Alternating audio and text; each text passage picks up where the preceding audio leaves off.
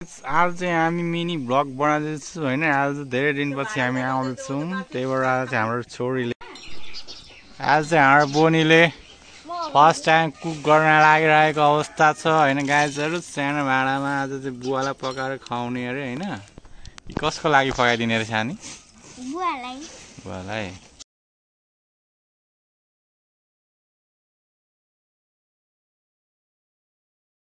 अब चाहिँ हामी चामल भाँडामा हालिसकेपछि हामी के गर्दैछौँ सानी? चामललाई धुँदैछौँ त।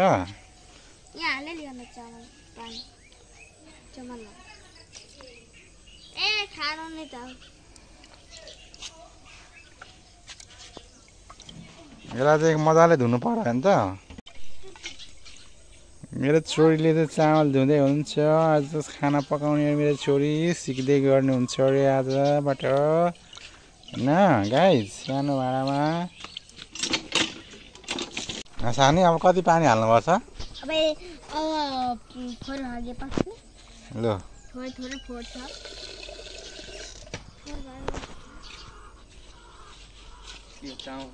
भात पकाउनु आँटेको बुवालाई अङ्कल पनि भात पकाएको हेर्न आउनुभयो त्यो छोरीको।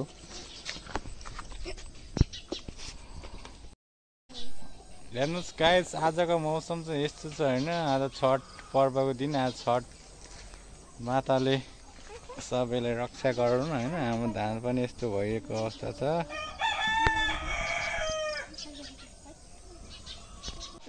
ल गाइजहरू अब ग्यास अन भइसक्यो होइन। पानी पनि अड्कलेर छोरीले हालिसकेको अवस्था छ होइन त। चलाउँदै गरेको देखा न।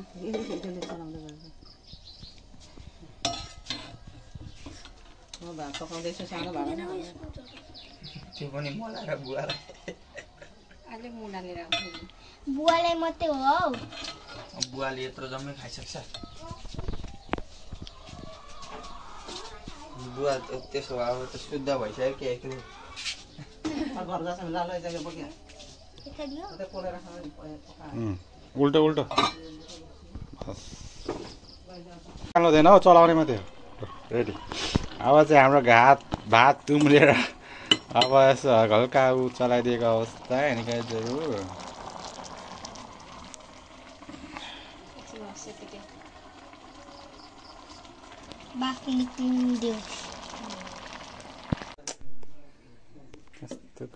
फाइनल गाइज हाम्रो खाना रेडी भइसकेछ। बहिनीले सर्भ गर्न थालिसक्यो। खाना चाहिँ यस्तो भयो होइन।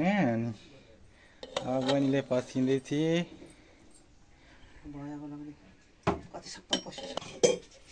अब हामी चाहिँ बुवालाई सर्भ गर्दैछौँ। कसलाई अरे खाना है सानी?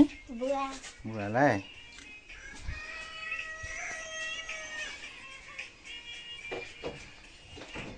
बुवाले बनाएको खाना आज बुवाले खानु हुँदैछ, टेस्ट गर्दै हुनुहुन्छ होइन।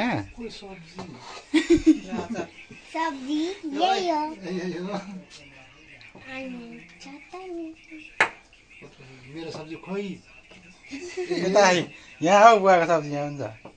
दिन न हिजोको कि आजको मेरो त रस त यत्रो थिएन त। खाइदिएछ के अरे के कत्रो रस लेद लेद भन्नु रस त ला खानु चाहिँ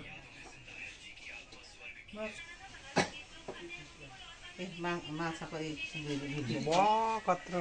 अब बेलुकाको लागि माछा पनि आइसक्यो। ज्वाइँले आउनुभयो लान्धुन्द्राबाट।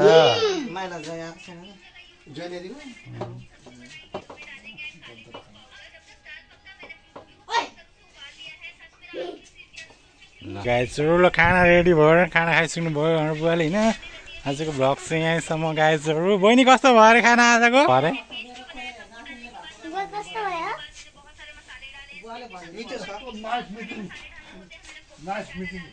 नाइस भयो अरे, मिठो भयो अरे। बहिनी धेरै ह्याप्पी भएको अवस्था होइन। ल गाइज, आज छोरीले फर्स्ट टाइम भात पकाएको मात्रै खाना गइरहेको छ गाइजहरू। छोरीले पकाएको भात चटनी यो चाहिँ आमाले बनाउनु भएको होइन। खाएर गाइजहरू पाक्क छ भात।